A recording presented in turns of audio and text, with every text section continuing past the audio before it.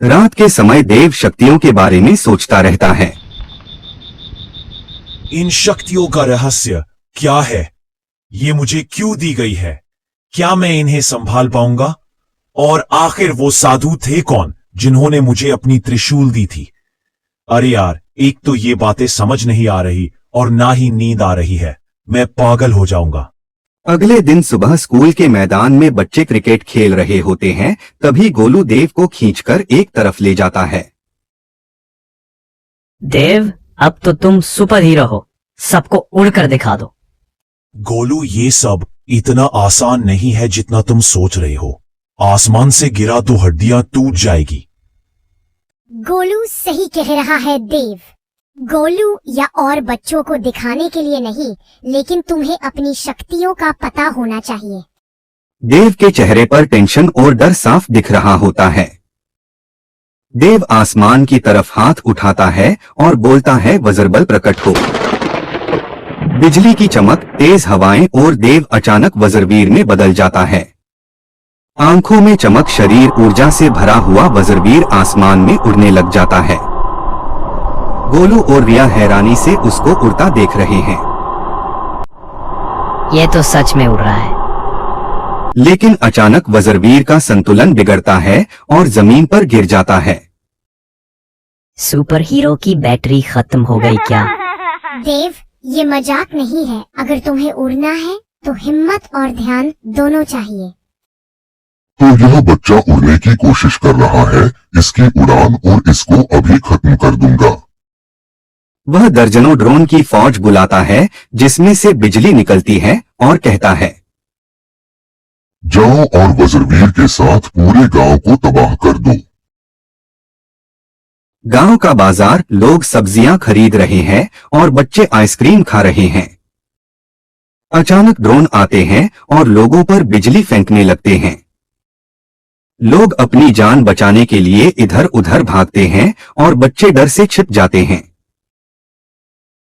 देव, अगर तू अब नहीं गया तो सब खत्म हो जाएगा। वज्रवीर अपनी पूरी ताकत लगाकर आसमान की तरफ उड़ता है। अब वो आत्मविश्वास से भरा हुआ होता है और वह उन ड्रोन के सामने जाकर खड़ा हो जाता है। सभी ड्रोन उस पर बिजली का हमला कर देते हैं। वज्रवीर अपने वज्र अस्त्र को बुलाता है और सभी ड्रोन पर अपने अस्त्र से प्रहार करता है, जिससे सारे ड्रोन चकनाचूर हो जाते हैं। तभी अचानक एक मेगा रोबोट आ जाता है जो काफी खतरनाक दिख रहा होता है। वज्रवीर मेगा रोबोट का सामना करने के लिए तैयार हो जाता है। मेगा रोबोट वज्रवीर पर बिजली का हमला करता है। वज्रवीर उसको सहन नहीं कर पाता और वह जमीन पर गिर जाता है। वह दर्द से तड़फ रहा होता है, लेकिन वो अपनी सारी हिम्मत जुटाकर आसमान में उड़कर मेगा रोबोट पर हमला करता है।